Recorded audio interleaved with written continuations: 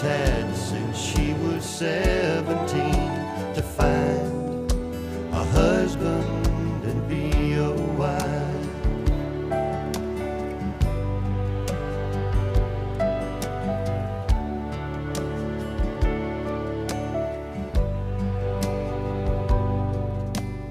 Maggie knows the truckers most by first name,